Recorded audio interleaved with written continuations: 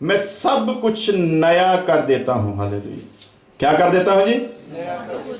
सब कुछ नया कर देता हूं। फिर उसने कहा कि लिख, क्योंकि ये वचन विश्वास के योग्य है और सच है। जो कहा गया वो विश्वास भी करने वाला है और वो है भी सच।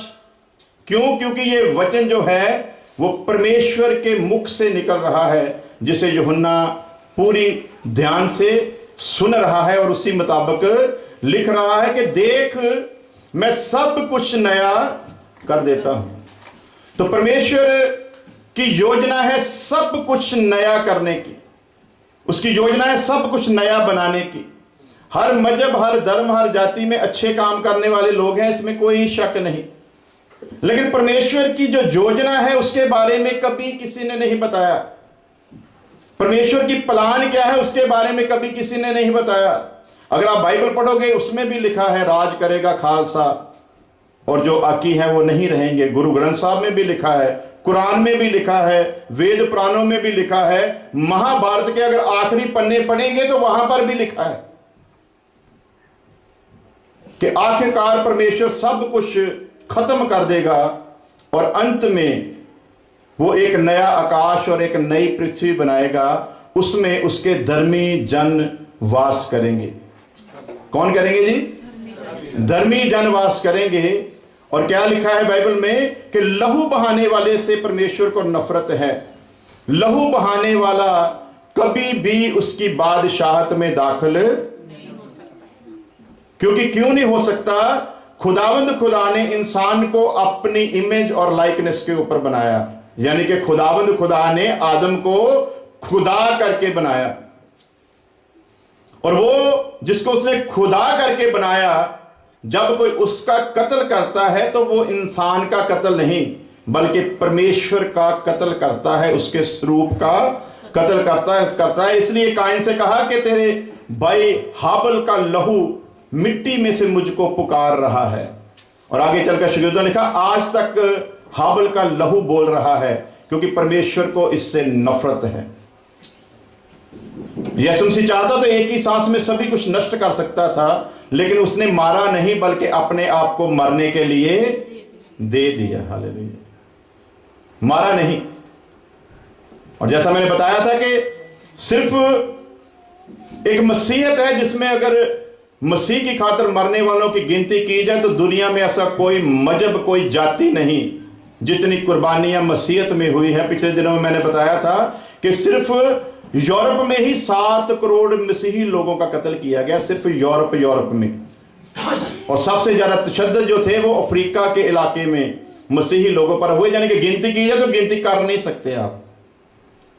और ये वो लोग थे जिन्होंने किसी को मारा नहीं, बल्कि जब मारने वाले आए तो उन्होंने अपने आप को उनके सुपुर्द कर दिया, भागे भी नहीं। नेक्स्ट वीक दिखाएंगे नीरो बादशाह के जमाने में किस तरह से मसीही लोगों पर जुल्म हुआ, कैसे बब्बर शेरों के आगे डाला गया और माओ के सामने बब्बर शेर उनके बच्चों को उठाकर ले जा रहे हैं। वो बब्बर शेर को भी नहीं कहती कि तू इसे मत खा, बल्कि उनके हाथों से खींच रहा है और वो खुदा की तारीफ कर रहे हैं, यदि तेरी यही रजा है तो हम इसमें भी राजी हैं। हालेलुया। देख मैं सब कुछ नया कर देता हूं।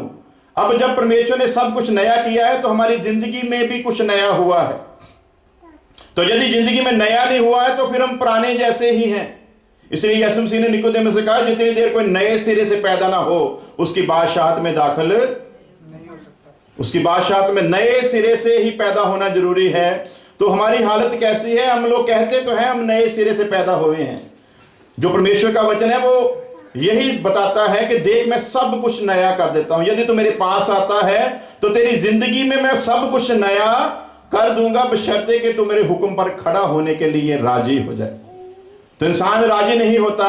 जब खुदा ने आदम को बनाया, कुछ लोग हमारे बीच में नए इसलिए थोड़ा रिपीट करते हैं, खुदा की योजना सिर्फ आदम को बनाने की नहीं थी कि वो आदम बनेगा, मेरी आराधना करेगा, मेरी प्रस्तिश करेगा, मेरी भक्ति करेगा तो मैं खुश होऊंगा।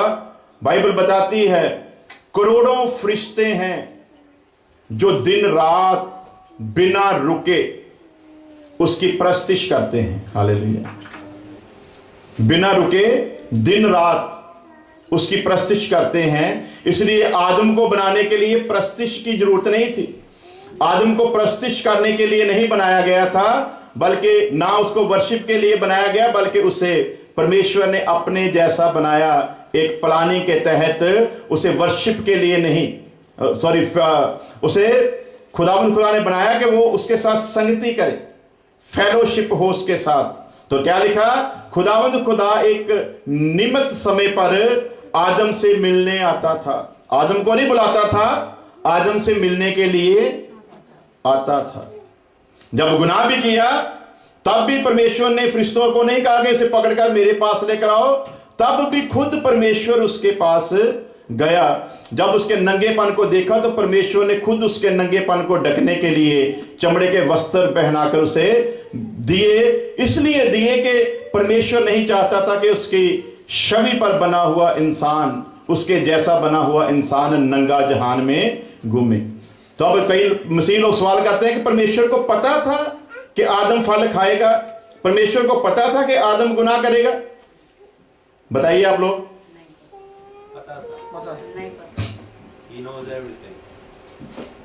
कोई बात नहीं, इसमें कोई शर्मिंदा होने की बात नहीं, क्योंकि हम लोग सीख रहे हैं ना, तो अभी नई बातें सीखनी है। परमेश्वर के बारे में लिखा हमारी भाषा में, वो सर्वव्यापक, सर्वज्ञानी, उसके सामने कोई भी चीज गुप्त नहीं है, कोई भी चीज छुपी हुई। परमेश्वर जानता था कि आदम पाप करेगा, पहले से मालूम था। आदम को बनाने का मतलब सिर्फ आदम को बनाना, ये ब्रह्मांड बनाने का नहीं, इसके पीछे परमेश्वर की एक योजना थी। आदम पाप ना करता तो कभी परमेश्वर जैसा ना बनता। आदम का पाप करना जरूरी था, इसलिए परमेश्वर ने वो दरख्त वहां पर लगाया और कहा कि तू इस पेड़ में से मत खाना, जिस दिन तू खाएगा मेरी ओर से तू मर जाएगा। वो बदन में नहीं मरा था। आत्मिक रिश्ता जो हम लोग पिछले दिनों में सीखा था, आत्मिक जो रिलेशन था उसका खुदा के साथ टूट गया। शारीरिक तौर पर वो जीवन जी रहा है, बागे अदन से निकाल दिया गया। अब उसका पाप करना इसलिए जरूरी था क्योंकि परमेश्वर की योजना इंसान को परमेश्वर बनाने की थी, इंसान को इंसान बनाने की नहीं। हालेलुया। इसलिए जबूरों में दाऊद क्या कहता है, खुदावंद ने मेरे खुदा से कहा, और फिर क्या लिखा कि तुम खुदा हो। तो बंदे को तो पता नहीं, बंदे को तो ये पता, बंदे को बंदे ने बंदगी के, रब ने बंदगी के लिए बनाया था, बंदगी के लिए नहीं बनाया था उसे। बंदगी के लिए तो फरिश्ते बहुत थे, और बंदगी जो है वो कोई अच्छी चीज नहीं है। बंदगी तो हमारे गुनाहों की सजा है। क्यों जाते हैं जी हम चर्च में, क्यों जाते हैं गुरुद्वारा साहब, क्यों जाते हैं मंदिर, क्यों जाते हैं मस्जिद में? अपनी गलतियों के कारण जब मुसीबतें आती हैं तो हम फिर जाते हैं कि ऐ खुदा, जिस भी जुबान में हम मानते हैं कि तू हमें माफ कर दे। इसका मतलब जब हम प्रस्तिश में जाते हैं, इबादत में जाते हैं, सत्संग में जाते हैं, बंदगी में जाते हैं, तो खुदा को खुश करने के लिए नहीं जाते। जब खुदा नहीं कहता कि तुम बंदगी करो, हम अपनी ही करनियों के कारण, पंजाबी च कह दिए अपनी करतूतां के कारण, अपनी की हुई गलतियों के कारण उनसे क्षमा मांगने के लिए हम परमेश्वर के पास उपस्थित होते हैं। परमेश्वर की इबादत इसलिए की जाती कि इंसान ने गुनाह किया है और गुनाह से छूटने के लिए इबादत कर रहा है, परमेश्वर को खुश करने के लिए नहीं। हालेलुया। तो परमेश्वर की क्या प्लानिंग थी? मूसा नबी के जमाने में जब खुदा ने निकाल लिया तो कहा मेरे लिए एक स्थान बनाओ, पवित्र स्थान, ताकि मैं इंसानों के बीच आकर रह सकूं। उसने यह देखा इंसानों को बुला निकाल कर लिया, वो मेरे पास आकर रहे। क्या लिखा? मैं इंसानों के बीच आकर रह सकूं। और इतिहास गवाह है, कोई बनी बनाई कहानियां नहीं। इस्राएल का इतिहास पढ़ेंगे तो एक एक बात आपको पता चल जाएगी। सच आज भी है, जो कुछ लिखा गया वो आज भी साबित होता है। एक ही कौम है दुनिया में जिसको 40 साल खुदावंद खुदा ने आकाश से रोटी दी थी। एक ही कौम है जिनके लिए खुदावंद खुदा आगे चलकर उनकी रक्षा करता था, साथ साथ चलकर। और वो खुदा कहता है इन्हें बता कि मैं तुम्हारे बीच रहना चाहता हूं। यीशु मसीह जाने से पहले क्या कहता है? मैं जाता हूं, तुम्हें अनाथ नहीं छोड़ूंगा, मैं अपने पिता से कहूंगा वो पवित्र आत्मा तुम्हें देगा, ताकि पवित्र आत्मा के रूप में वो तुम्हारे साथ रहे। हालेलुया। और ये प्रकाशित वाक्य के अंत में क्या लिखते पढ़ते हैं हम लोग? देखो परमेश्वर ने सब कुछ नया बना दिया, और कितनी मुबारक बात है कि परमेश्वर इंसानों के साथ डेरा करेगा। यहां पर किसी भी आयत में ऐसा नहीं पाया जाता कि परमेश्वर इंसान को कुछ कह रहा है, लेकिन पाप क्यों होने दिया? सबसे पहला सवाल यह है जो आज तक किसी ने बताया नहीं। पाप अगर आदम ना करता तो जिंदा रहना था उसने, लेकिन परमेश्वर ने बनाया था उसे, तो बनाने वाला बड़ा रहता और बनने वाला छोटा रहता। बनाने वाला करता रहता, बनने वाला कृत रहता। बनाने वाला क्रिएटर था और वो उसकी क्रिएशन ही रह जाता, इससे आगे कुछ नहीं हो सकता था। लेकिन क्या पढ़ते हैं हम आगे जाकर? यीशु मसीह संगत का सिर है, कलीसिया का सिर है, और यीशु मसीह का सिर पिता परमेश्वर है। वो हमें बदन बनाना चाहता है। हालेलुया। इसलिए बदन बनाना चाहता था कि अगर आदम पाप ना करता तो वो कृत रहता और परमेश्वर करता रहता। उसे पाप करने दिया। पाप इसलिए करने दिया कि इंसान पाप करे और फिर अपने यत्न से वो मेरे जैसा बनने के लिए तैयार होगा। हालेलुया। फिर वो कृत नहीं रह जाएगा, फिर वो खुद करता होगा। हालेलुया। वो बनाने वाला और बनने वाले में सारा फर्क जो था वो खत्म कर देना चाहता था, इसलिए उसने उसको पाप करने दिया। और फिर आगे चलकर हम पढ़ते हैं, पौलुस लिखता है उसके कद तक पहुंचो। यीशु मसीह कहता है जैसे मेरा पिता संपूर्ण है वैसे ही तुम भी संपूर्ण हो जाओ। फिर पौलुस लिखता है उसकी पैर के ऊपर चलो। फिर पौलुस लिखता है उसकी ढील डोल तक पूरे पहुंच जाओ। फिर पौलुस कहता है उसी की मानिद सिद्ध हो जाओ। हालेलुया। तो किस लिए पाप होने दिया? कि हम पाप से तौबा करें और अपने जीवन में उसके हुक्म को मानते हुए, उसके हुक्मों के अनुसार चलते हुए हम खुद कोशिश करके उसकी मानिद बने। और जब उसकी मानिद बन जाएंगे, परमेश्वर में और आप में कोई भी फर्क नहीं रह जाएगा। हालेलुया। देख मैं सब कुछ नया कर देता हूं। और नया कैसे करते थे? पढ़ेंगे जल्दी जल्दी आप वर्षे पढ़े ताकि हम लोग सीखें। लूका की इंजील 13 अध्याय उसकी 6 से लेकर 9 वर्ष तक जल्दी जल्दी पढ़ देंगे कोई भी।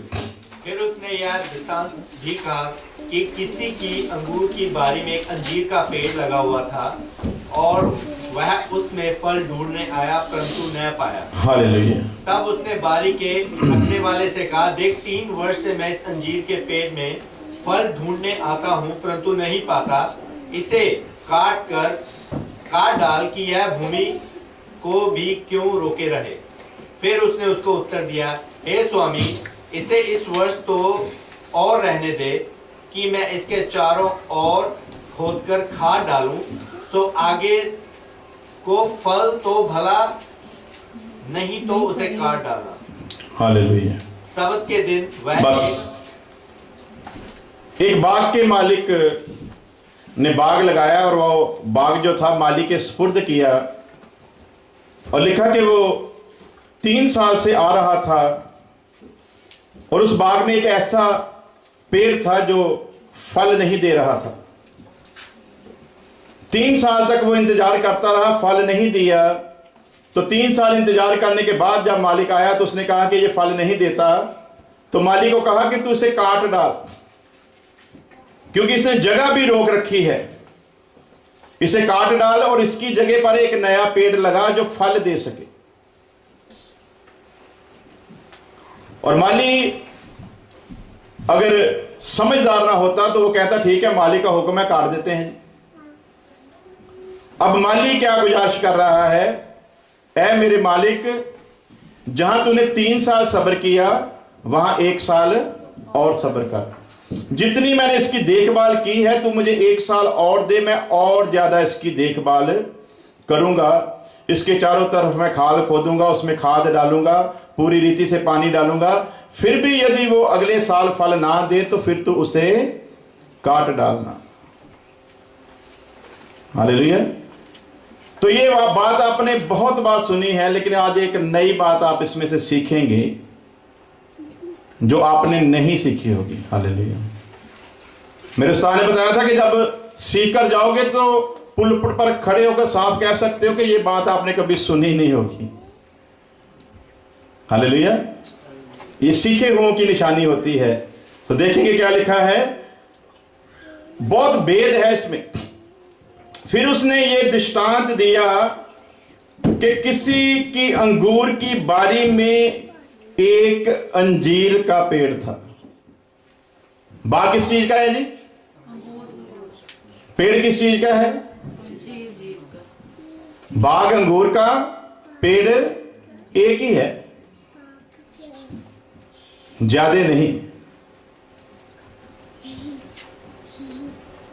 अब जरा अंगूर की तरफ भी देख लेंगे कि अंगूर क्या है।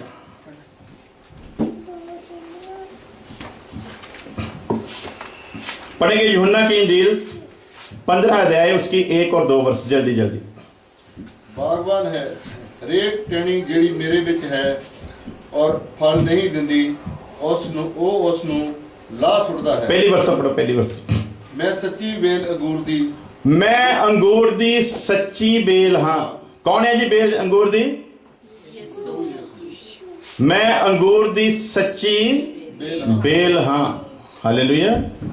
तो क्या लिखा कि मालिक ने किस चीज का बाग लगाया हुआ था?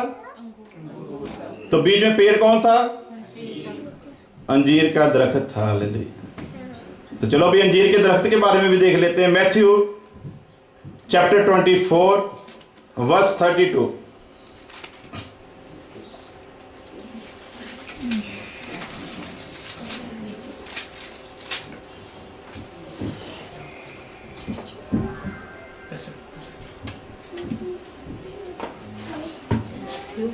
Matthew 24 verse 32। 21 में क्या है? हाँ जी। अंजीर के पेड़ से यह दृष्टांत सीखो। अंजीर के पेड़ से ये दृष्टांत, बस यहीं पर रुकेंगे। अंजीर के पेड़ से ये दृष्टांत सुनो कि जब उसको फूल लगते हैं, उसकी डालियां उभर आती हैं, तो तुम पता लगा लेते हो कि गर्मी की रुत जो है वो आने वाली है। हालेलुया। और जहां जहां पर अंजीर के दरख्त का जिक्र आया, बाइबल बताती है अंजीर का दरख्त खुदा ने इस्राएल को बयान करके कहा है। किसको शो करता है अंजीर का दरख्त? इस्राएल को शो करता है। और जो अंगूर का दरख्त है वो किसको शो करता है? यीशु मसीह को शो करता है। यीशु मसीह लगाया हुआ है और उसके बीच में एक क्या है? एक अंजीर का वृक्ष है जो अपनी रीति से चल रहा है, जो ये सोच रहा है कि फल हो या ना हो कोई बात नहीं, मुझे इतना ही काफी है कि अंगूर के उस बाग में मुझे लगने का मौका मिल गया है। आज कई विश्वासी इसे चीज की खुश है, तौबा कर ली है, बपतिस्मा ले लिया है, पवित्र आत्मा मिल गया है, बस हम पक्के हैं जी यीशु दे विच। तो हुण कोई गल ही। एक सुलझा हुआ पास्टर, पढ़ा लिखा हुआ पास्टर, परसों मेरी कनाडा बात हो रही थी, तो वो कह रहा है जो रसूलों का अकीदा पढ़ता है वो सेफ है। तो मैंने बोला फिर तो हम लोग बेवकूफ हैं, यूं ही टाइम खराब किए जा रहे हैं। घर में बैठेंगे रसूलों का अकीदा पढ़ेंगे। जैसे रसूलों का अकीदा तो आपको एक शिक्षा दे रहा है, वो आपको एक बात समझा रहा है। यदि रसूलों का अकीदा पढ़ने से लोगों ने सेफ होना था तो फिर तो चर्चों की जरूरत ही नहीं थी, फिर तो इतना संघर्ष करने की भी जरूरत नहीं थी। जब सेफ ही हो गए, तो सेफ है तो फिर पतरस क्यों लिख रहा है सावधान रहो, वो बड़ा चातर है, सेंक ही नहीं आ रहा है। सावधान रहो, किसी गलत तालीम में ना आ जाना। सावधान हो, जितनी देर तक उसके कद तक नहीं पहुंच जाते। जो जय पाएगा उसे मैं जिंदगी का ताज। रसूलों का अकीदा पढ़ना बुरी बात नहीं है, लेकिन रसूलों के अकीदे पर ईमान रख के ये सोच लेना कि मैं सेफ हूं, इससे बड़ी गलती इससे बड़ी गलती कोई नहीं हो सकती।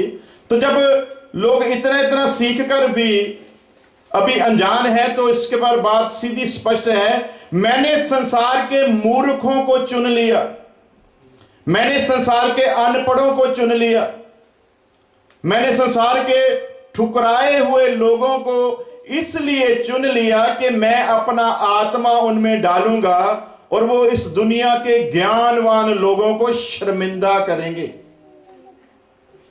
तो अब पाकरूप आए हुए लोग खुद ही शर्मिंदा हो रहे जा रहे हैं, उनके पास कोई बात ही नहीं है करने को।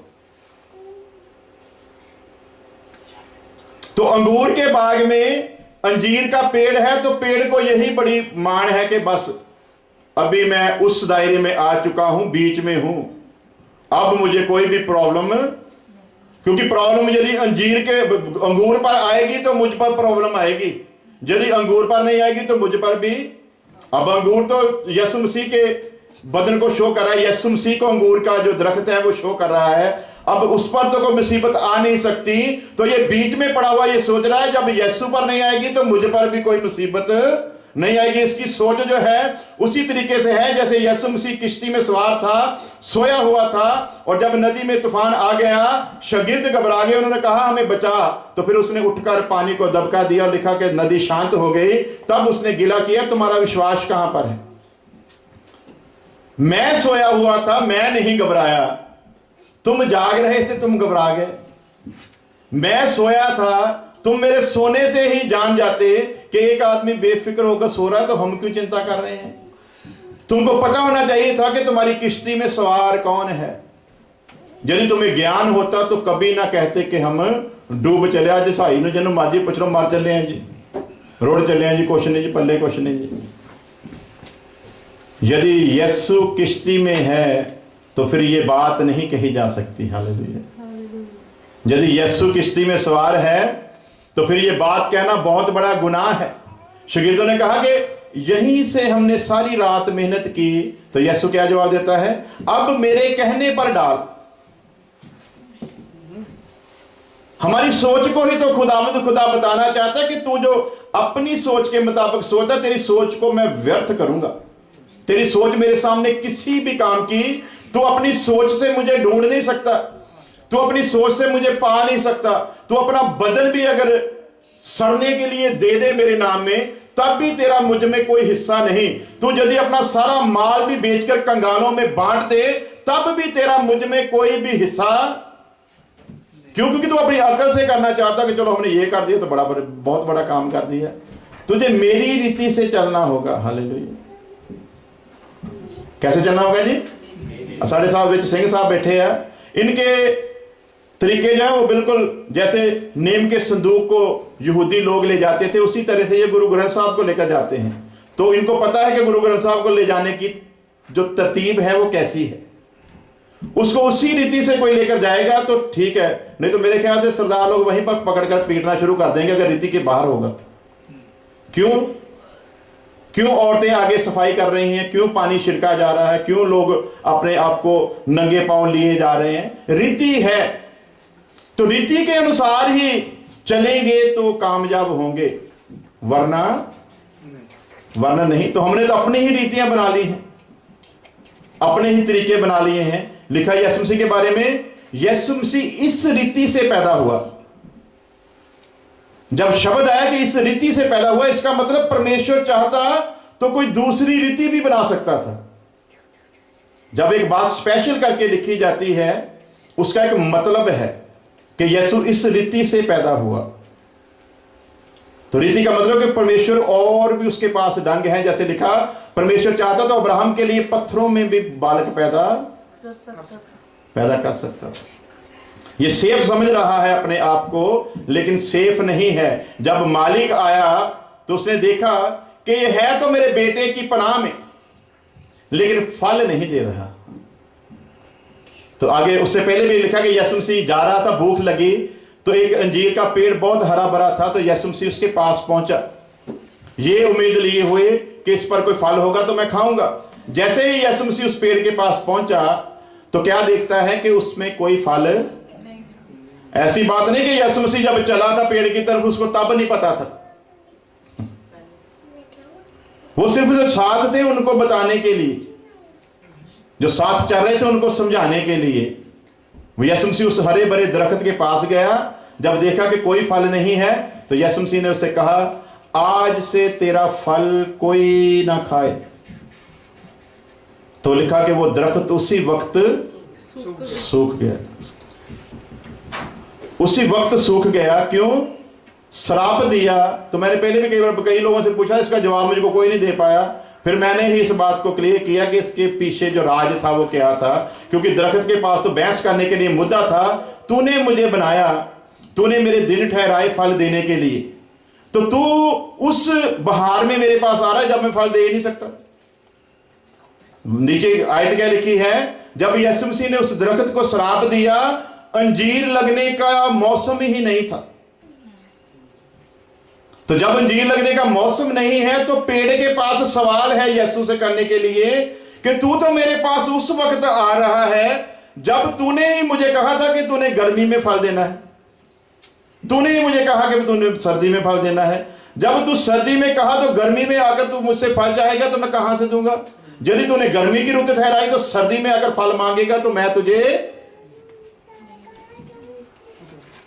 तो रुत के हिसाब से नहीं, मौसम के हिसाब से नहीं, लेकिन यीशु फिर भी उसके पास गया।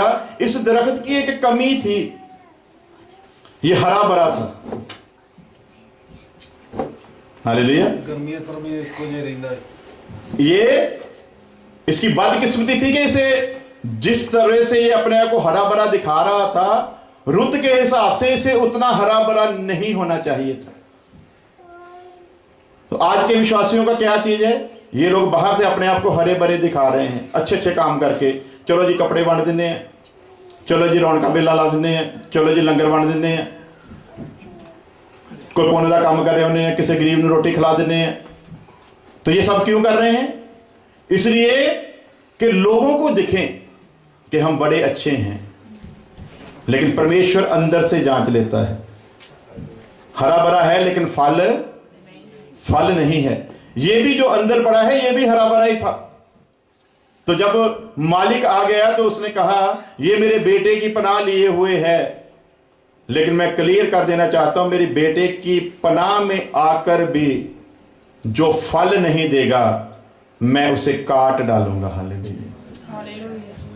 तो फिर किदा क्या दमागे जी रसूलों का किदा पढ़न दे नाल सेफ है? ये तो भावें 5-7 अकीदे होर भी लिख लो ना तो तामी सेफ नहीं। ये जिन्नी मर्जी प्रार्थनावां पढ़ पढ़ के कर लो तामी सेफ नहीं। वो क्या कहता है, मैं 3 वर्ष से आ रहा हूं पर फल नजर नहीं आ रहा, अब मैं तुझे कहता हूं कि इसे काट डाल, क्योंकि इसने जगह भी रोक रखी है, इसकी जगह किसी और की तैयारी की जाएगी। तो अब मालिक की बात सुनकर जो बागबान है वो कह रहा है, नहीं मुझे वक्त दे। तो क्या लिखा, यीशु मसीह पिता के दाहिने हाथ बैठकर हमारी सिफारिश करता है। प्रभु कोई बात नहीं, 2014 में पंजाबी के बंदे का पुत्र नहीं बनया, कोई गल नहीं, अभी तू 2015 का मौका दे दे। इस साल भी नहीं बनेगा, फिर तेरी जैसी मर्जी होगी तो वैसा कर देना। आज इस साल का आखिरी दिन है और मुझे पता है वो भाई पीछे बैठे हुए हैं हमारे राज जी। तो इसी पिछले साल की जो 25 दिसंबर मनाई गई थी पिछले साल की, तो एक बहन हमारे उधर चर्च में आई थी।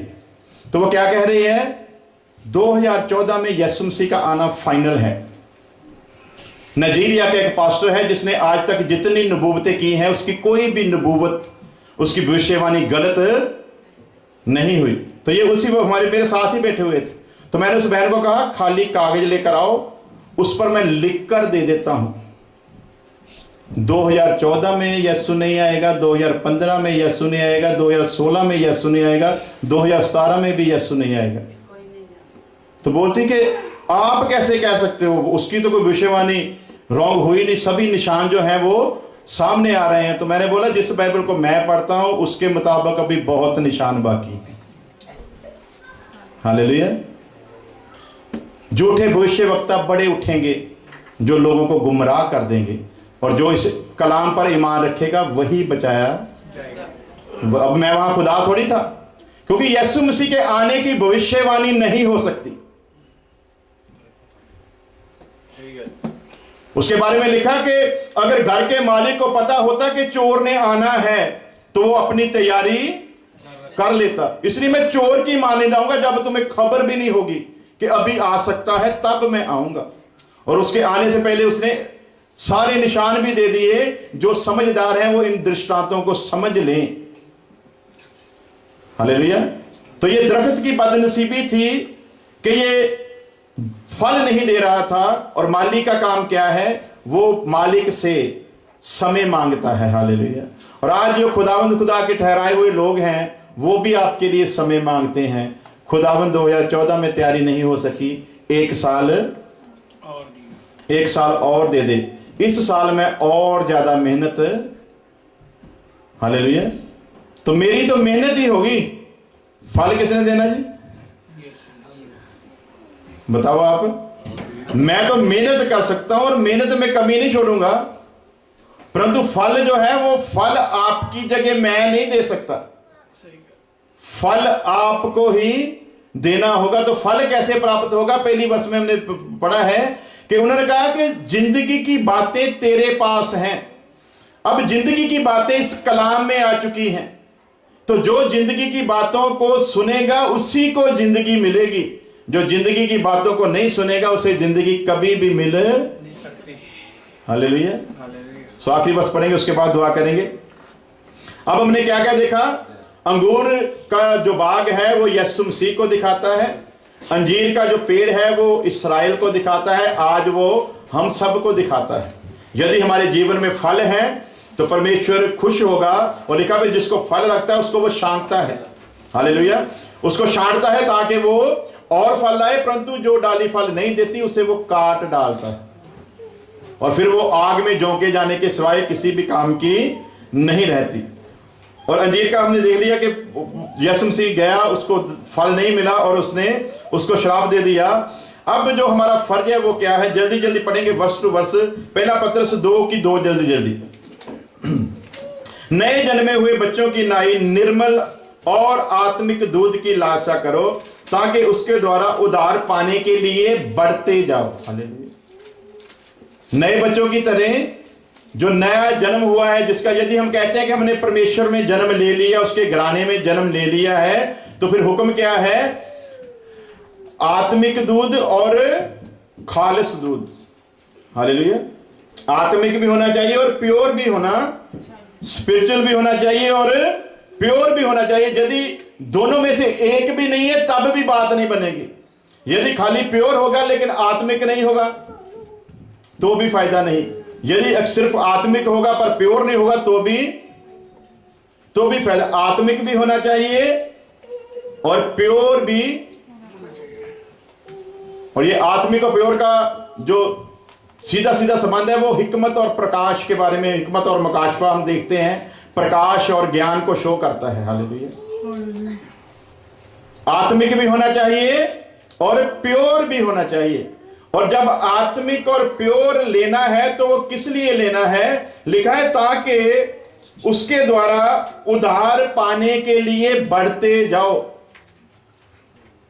आत्मिक और प्योर ये लेने के बाद भी आपका उद्धार नहीं हुआ।